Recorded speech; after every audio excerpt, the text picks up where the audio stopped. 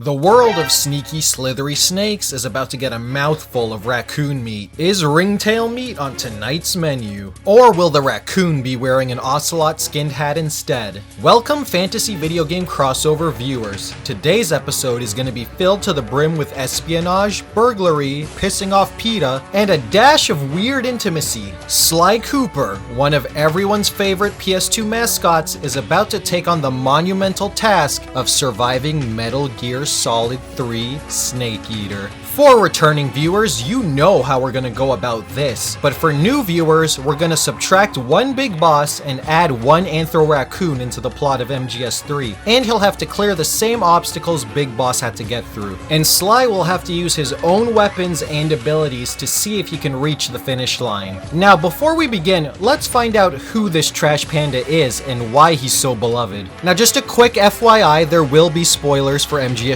and all of the Sly games moving forward.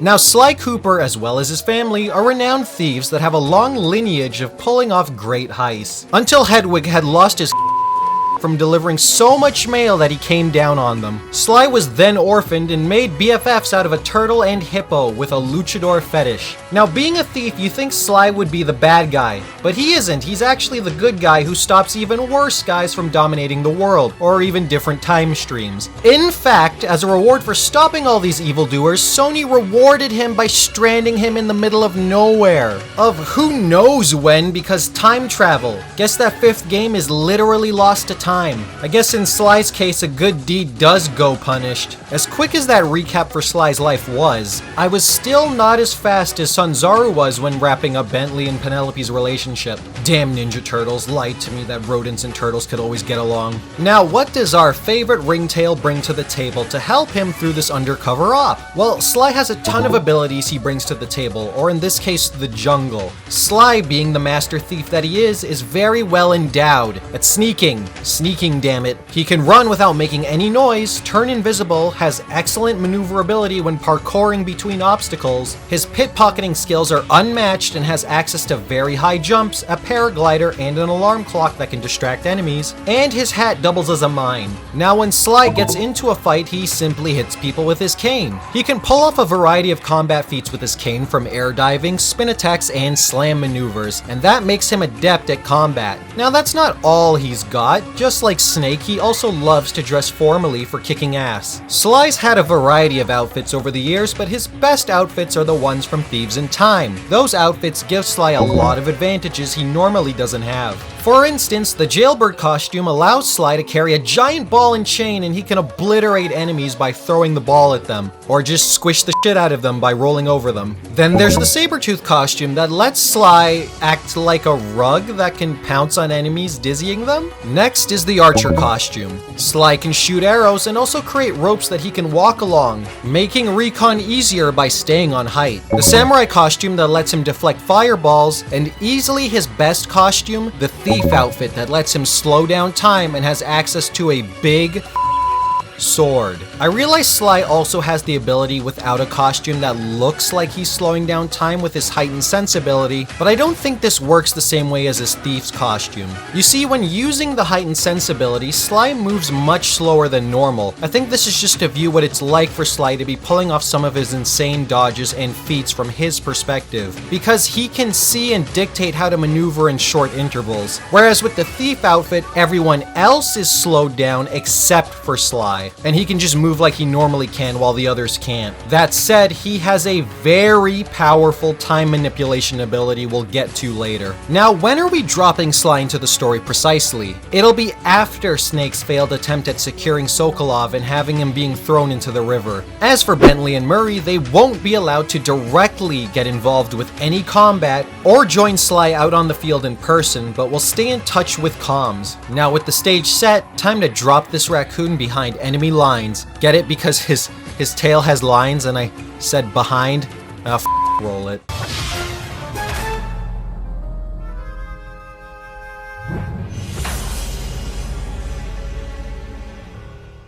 Now Sly, Bentley, and Murray will be fixing up the van for some time-related shenanigans, but on the way to their allotted time period, something somewhere goes haywire. They crash on US soil, but don't know what year it is. Bentley takes a look at the van's clock to see they've landed in 1964. To make matters worse, they've time-traveled into a prison cell. Before they could even blink, the gang got their mugshots and were printed. Several days later, though, they had a visitor from a man who seemed to keep himself well put together. He explained that he knew about an illustrious thief who looked an awful lot like Sly and pulled off some amazing capers and nobody could catch him. Sly knew he was probably talking about his ancestor from this time period. The man asked Sly that in return for his expertise, he would grant them full immunity and their freedom if he helped with a top secret mission. The man also said that if he declined, he knew a person who would jump at the chance to eat 3 different animals he had never tried yet. Sly agreed, and before he knew it, he was dropping behind enemy lines after being given a quick briefing. Now that the mission had begun, Sly was introduced to his teammates that he'd be working with. The first being the man who recruited him, Major Zero, then Paramedic, and Sigint. Sly, being Sly, said he's not used to having a woman on his comm and said it was a nice change of pace. Paramedic didn't seem fazed by that and just said, "I hope you're a movie buff." Bentley was also allowed to be on comms, helping Sly out whenever he needed him. Now, Major Zero reminded Sly that his mission was to get Sokolov out of there and sabotage the ultimate weapon the boss and Vulgan were making. Sly was to meet up with someone who had infiltrated enemy lines, codenamed Adam. As Sly started to move forward, he decided to turn himself invisible as he could see somebody approaching. It was a woman, and she shot up and destroyed the craft that Sly had landed in. After that, she left. Sly asked Major Zero who that was, and Major Zero told Sly that was the person who stood in the way of their last operative. She was called the Boss. Sly snickered, saying what an original name. Sly told him he was reminded of another woman he knew who thought herself a boss and shot first, asked questions later. Now with all the commotion, it caused soldiers to survey the area and look for Sly.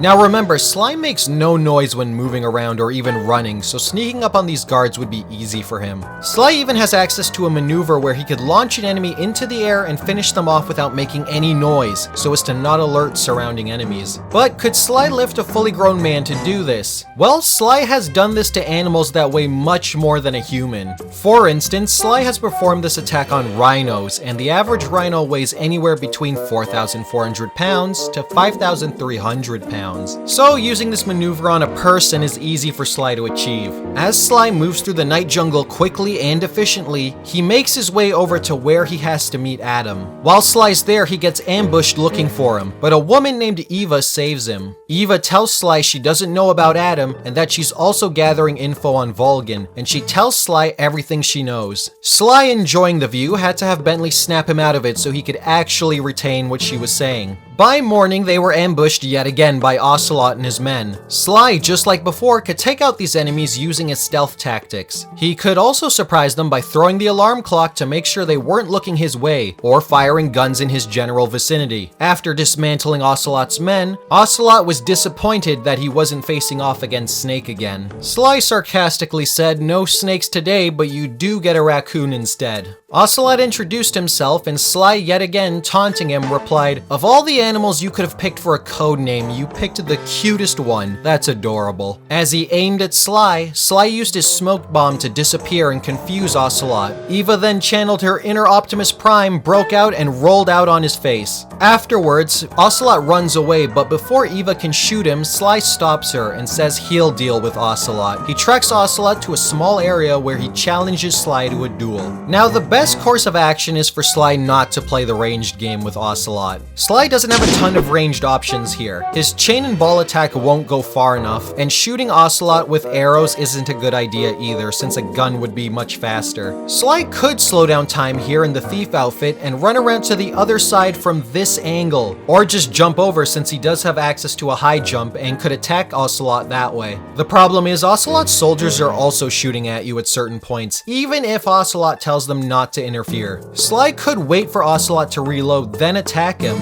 At this point, Ocelot wouldn't have many options to defend himself, and Sly would use his cane attacks to defeat him. But then the two of them would be attacked by insects. That's when Sly would jump into the chasm to escape from them. After navigating through the cave, Sly will have encountered the person who broke up his fight with Ocelot, the Pain. Now this is going to be a reoccurring problem, but Sly Cooper can't swim. Apparently Sly, Bentley, and Murray never bothered to learn how to swim. I get Sly, but you think Bentley and Murray would just instinctively figure it out. Anyway, this boss fight is an issue, as there aren't many places for Sly to stand on. Now Snake normally dives in and shoots the pain after the hornets disperse. Sly can't mimic this tactic. Instead, Sly will have to jump over to the rock the pain is standing on and fight him directly. But how would Sly hit the pain with the hornets all over him if Snake's gun can't get through to hit him? Simple answer, squish them. And as a byproduct, you leave the pain with broken bones. But how would Sly achieve this? He could use his jailbreak outfit. Sly could simply jump over and use this outfit to throw his giant ball at the pain, leaving him broken and unable to fight back. Now, in real life, the ball and chain piece prisoners used to wear would weigh around 5 to 25 pounds. Sly's is comically bigger than that, like what you'd see in a Saturday morning cartoon. It would be more accurate to call it a wrecking ball, since in Sly 4 he could destroy obstacles and walls with it. The average wrecking ball is apparently anywhere between 1,000 to 12,000 pounds. We know Sly is physically strong. As we said, he could lift rhinos into the air and then slam them down. So let's go with the ball weighs 1,000 pounds, which is on the lower end, which would be in Sly's strength category for lifting. The speed and accuracy Sly can throw this and it comes right back to him is insane.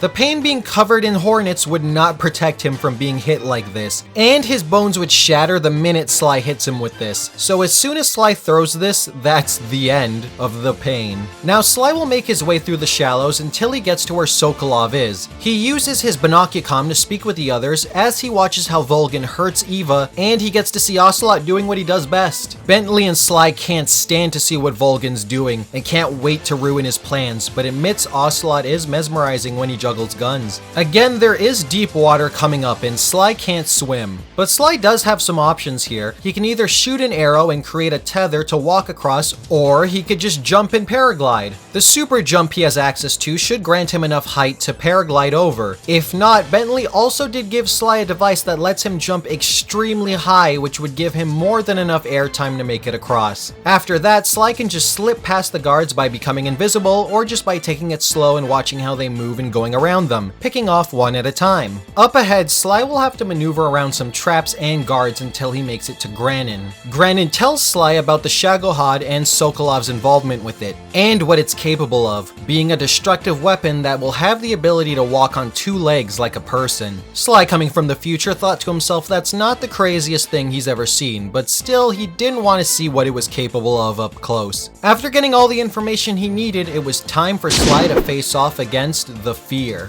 Now, the Fear likes to pretend he's Spider-Man. If Spider-Man was extremely pent up, had nothing else to do with his time, and watched a load of Tarzan. And like Tarzan, he jumps through the trees, but also has access to camouflage, making it harder to see him. And he shoots projectiles at you, or crab walks at you while on the floor running you over. And if you're a Metal Gear fan, you know this isn't even close to how weird the enemies can be in this series. Now, how does Sly fight against this? Well, the first option would be for Sly to also go invisible and watch for tells that he could spot to see which tree the Fear was hiding in. Then get under it, and remember, because of Sly's abilities, he won't be making any noise while moving. Then he could jump up high and attack the Fear. Even his Sabretooth costume would be great for this fight, as it can leap at great distances and dizzy the Fear and knock him out of the trees. This would make it easy for Sly to attack him. And if the Fear were to see Sly first, Sly could use a smoke bomb to hide himself from the Fear. After a few good melee hits from his cane, the Fear should fall. It's a good thing Sly didn't pretend to be dead, otherwise he would have killed the Fear way faster. The next battle actually happens relatively quickly, again after getting through more of the jungle and outmaneuvering some low-level enemies. And when Sly has to make it through the water with my channel figure in there, he could shoot an arrow while in his archer outfit to create a tether, that way he can walk across without being in any danger. Now after all of that, it's time for him to face off with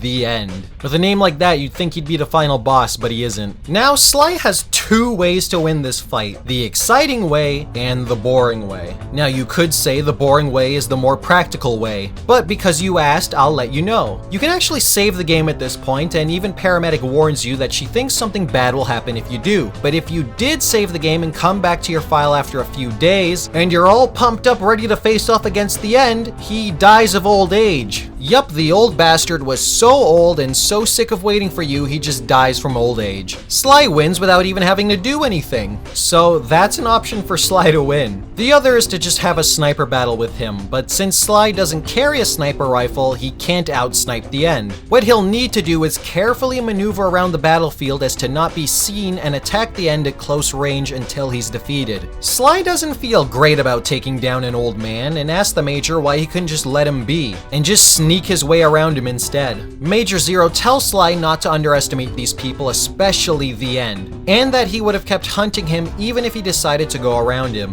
Then the Ents open up a path for Sly to travel through. As Sly climbed the ladder, he could swear he was hearing music. Sounded like something out of a James Bond film, he said out loud. That's when Paramedic came on the line and decided to ask Sly about From Russia with Love. Sly told her that when this was all over, they should go to the movies together. Once at the top, Sly had to make his way up the cliffside without being noticed by the guards and helicopter. Sly could feasibly make this climb much faster than Snake, with his tech letting him jump extremely high, skipping a few sections, then hiding when the helicopter would circle back around. Sly, just like in the jungle, would have to watch for snakes though. After making it to the top and dodging a few more guards, he would encounter Eva. She gave Sly the rundown on Vulgan's base of operations. She also decided to ask Sly if there were any women in his life who meant anything to him. He said he had something of a fun back and forth going on between him and a police officer. Eva leaned on him saying a thief and a cop, huh? Sounds like something out of a movie. Then I just think about what could have been in an alternate timeline. As Sly makes his way down to Vulgan's base, cutting through some tunnels, he encounters an astronaut. Sly told him space was in the other direction, and if he was so stupid he got up and down mixed up. That's when the astronaut told him who he was. He was the Fury. Sly could barely hear him over the sound of his flamethrower and said, "I'm sorry, did you say the furry? I thought you guys were into animals, not Buzz Lightyear. Don't worry, you'll get that reference in the 90s. Too bad for you, you won't be around to see it." Now for this boss battle, the Fury's primary weapon will be his flamethrower. But not only does he shoot fire at Sly, he also does a countdown and blasts off in the direction he's facing for a full speed charge, leaving a trail of fire behind him. The key to winning this fight will be for Sly to circle around and attack the canisters on his back. If he does enough damage, he can cause them to explode. Snake does have to be much more quiet than Sly has to be, because when Snake runs, he makes noise for the Fury to turn around in time. Then Snake loses his advantage to attack behind his back. But Sly can run all he wants and makes no noise at all. Also, Sly's mines won't be any help here either. The Fury will see the mines and then he uses his flamethrower to get rid of them. After Sly constantly gets behind the Fury, attacking him, running away, and then repeating that process over and over, he should be able to finally defeat the Fury. After the Fury makes one last step for man and blasts off for good, Sly will have to get a hold of Rykov.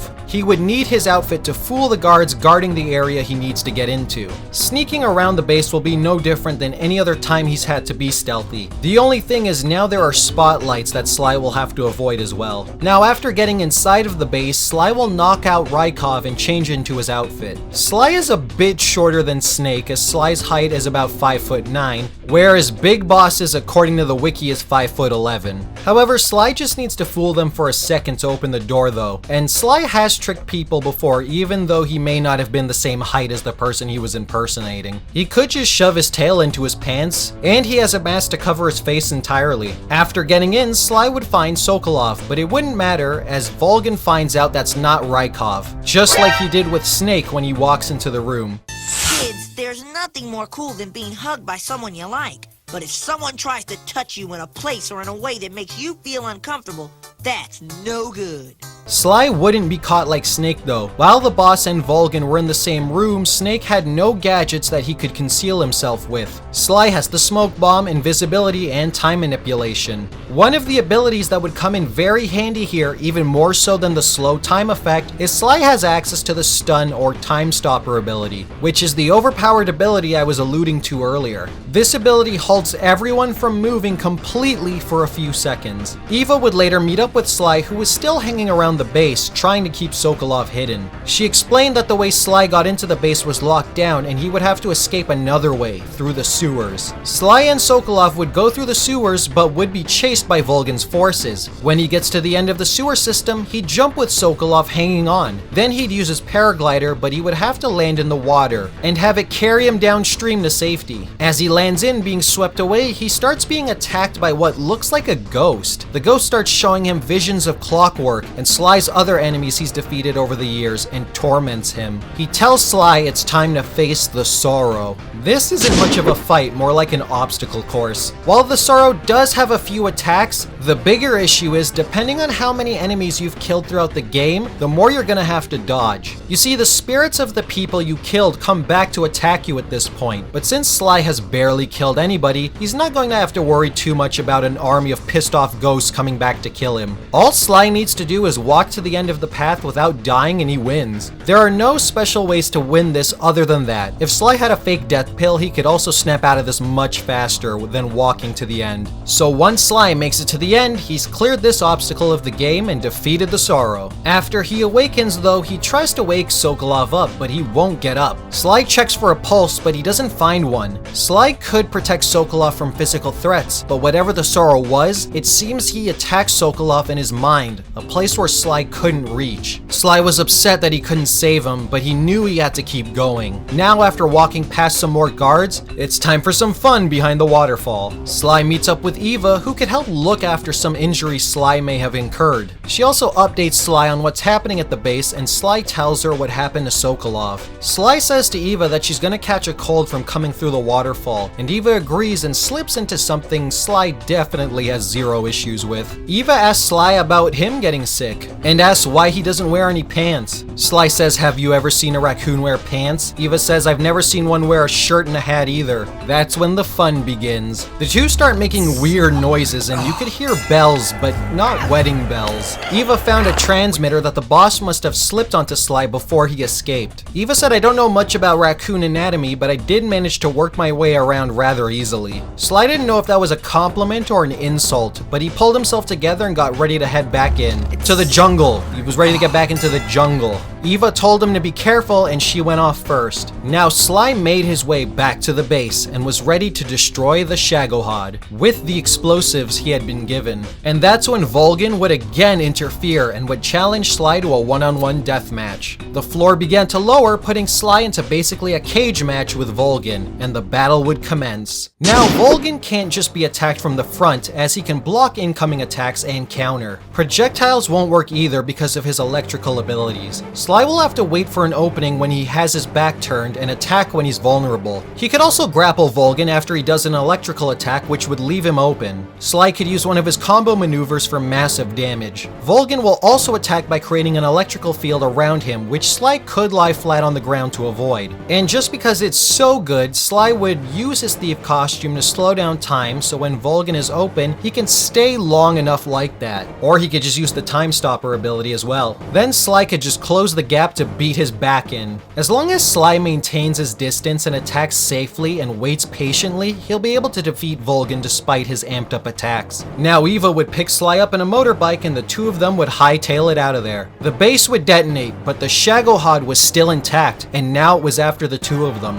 Eva would try to lose it, but it could still keep up with them, and it was heavily armored. As they ran, Sly would use his archer outfit to shoot enemies that were in the way. As the two of them made it over the bridge, Sly would take aim at a bomb under the bridge and hit it just as the Shagohod was going over. It fell into the chasm, or so they thought. Part of the Shagohod had made it through, and now it was time for Sly to finish it off with Eva's help. Now Sly will have to use his mines here and place them where Eva leads the Shagohod, and when Sly detonates them, it will stop the Shagohod from moving after a few hits. Once that happens, Sly can jump up to Vulgan and attack him from behind. There is gunfire and missiles Sly will have to avoid, but with his heightened senses ability and being used to dodging gunfire, he should be able to dodge everything Vulgan fires at him without taking a scratch. The hardest part about this fight would be for Sly to not taunt Vulgan, as Eva would want his attention on her, so Sly could pull off successful attacks. With Vulgan energizing the Shagohod and Sly constantly attacking him, eventually the Shagohod wouldn't have the power it needs to function properly, and it would permanently be the end of Vulgan. Now Sly would escape with Eva back to the airstrip, where they would be picked up and ready to evacuate. Sly knew there was one more person he had to beat though, as per his mission guidelines. After another round of escaping from goons, Eva would be injured and Sly would have to clear the way for her to safely make it through. Eva told him to leave without her, but Sly said, "I'm not going to leave you to croak after everything we've been through. Besides, it's been fun having you around. This mission would have been boring otherwise." Once they finally made it, Sly turned towards the boss who was waiting for him. The boss told him that she was disappointed that it wasn't Snake who was here, but also mentioned that if Sly didn't beat her in the allotted time, he wouldn't make it out of here alive, as the bombers were on the way. The boss simply said, "Let's see if it was just luck you've gotten this far, animal." Now, the boss, being a highly skilled professional of CQC, would definitely beat Sly in hand-to-hand combat. She also has great environmental awareness and is equipped with a machine gun. Now, Sly can stop time, but he does twirl his cane, then hits the floor before it happens. And to top it off, now that the boss has seen that technique, she'll know what Sly's up to. The boss does have the reaction speed to shoot him before the time stop goes off. Sly would need to lose her completely and try to do it behind a tree, and have the boss be visible so he knows where to rush before it wears off, which is doable but a bit tricky. Sly, also wearing blue, is gonna stand out hard in a field full of white flowers, so crawling around like Snake normally would isn't much help here either. Even laying a mine would be tricky here because it's Sly's hat, which is blue. Sly would have to rely on using the thief outfit to not stop but slow time so he can make it towards her safely and hit her with his sword. Sly has to be careful though, because if he runs out of energy and time goes back to normal, the boss could easily take the cane from Sly. As good as Sly is, and he's beaten big foes before and heavy hitters, Sly isn't nearly as adept in advanced hand-to-hand fighting styles as the boss is. Taking that cane would be simple. She even managed to do something similar to Snake, and he is trained. And if Sly loses his cane, many of his abilities go with it. Sly should be able to do a hit-and-run tactic, and while with Snake it may take up too much time before the bombers come in, Sly, to make up for his lack of skill in hand-to-hand combat, does hit tremendously hard to make up for it. A few sword slashes after slowing the boss should be enough to defeat her. After she's been defeated, she'll ask Sly to kill her and hand him her gun. Sly for some reason felt wrong about how this played out, but obliged her and pulled the trigger. Sly was now on the way back with Eva, but Ocelot had one last game to play with Sly before they left. Ocelot said, "I can't believe a raccoon ended up bringing this whole operation down. So indulge me in one last battle and I want to know your name." Sly just nodded and told him his name. After Ocelot's juggling skills, he picked a gun and fired, but nothing came out. He gulped and then Ocelot fired. Ocelot pulled the trigger and then had a good chuckle before telling Sly that it was a blank. He simply looked at Sly and then told him it was fun and jumped out of the plane. Afterwards, Sly had some more one-on-one time with Eva, but before the fun could begin, she turned her back to Sly, and she explained that the boss wasn't a traitor to her country, and that she had a mission that needed to be done. Sly knew that something was going on, that's why he felt weird about the whole thing. And in this version, Eva doesn't have a reason not to kill Sly like her mission says. Eva said, "I just wanted you to know that, Sly, since I could tell you're a good person." Then as she turned around to fire her gun, Sly was gone and a cardboard cutout was waving at her. Sly just said, "Why is it every beautiful woman I meet wants to shoot at me?" After making it back, Major Zero tells Sly he did a great job and they award him with the title of Big Boss. Afterwards, he was free to do as he wished. Bentley and Murray had fixed the van and the three of them jumped through time, thinking that was one heck of an adventure. So Sly, with his thievery skills, snuck his way to the finish line and survived Metal Gear Solid 3.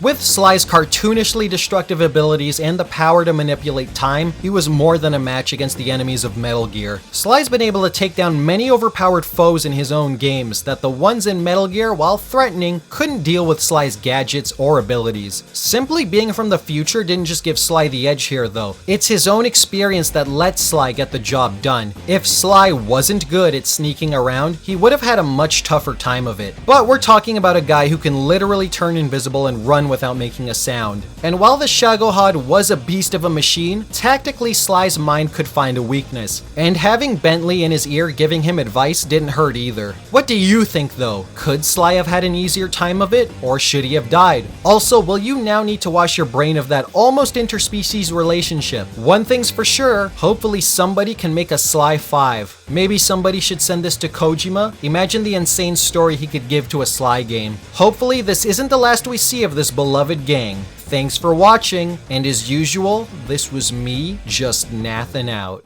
This is Nathan Out. If you're hearing this, congratulations for not turning off your game console. I hope you enjoyed the video and want to stick around for even more. If you do, check out what's on screen right now. Thanks again for being part of the community by watching, and I'll meet you in the next video.